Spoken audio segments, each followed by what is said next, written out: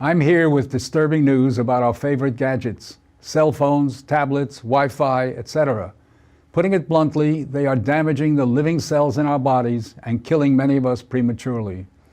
I'm Dr. Martin Blank from the Department of Physiology and Cellular Biophysics at Columbia University.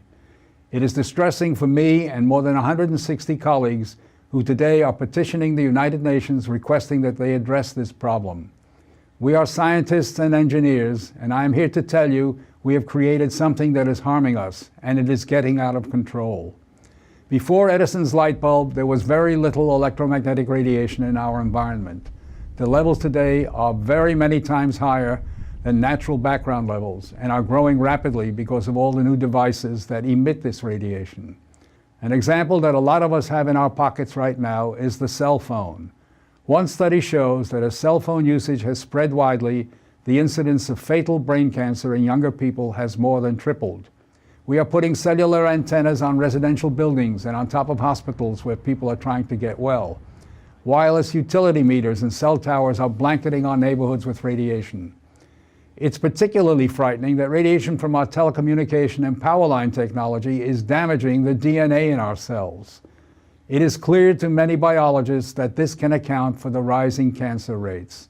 Future generations, our children, are at risk. These biologists and scientists are not being heard on the committees that set safety standards. The biological facts are being ignored, and as a result, the safety limits are much too high. They are not protective. More protection will probably result from full disclosure of possible conflicts of interest between regulators and industry. Rising exposure to electromagnetic radiation is a global problem. The World Health Organization and international standard-setting bodies are not acting to protect the public's health and well-being. International exposure guidelines for electromagnetic fields must be strengthened to reflect the reality of their impact on our bodies and, in particular, on our DNA.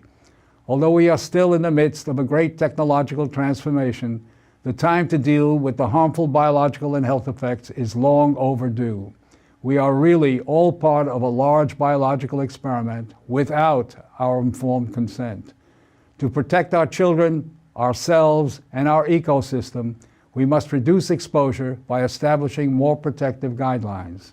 And so today, scientists from around the world are submitting an appeal to the United Nations, its member states, and the World Health Organization to provide leadership in dealing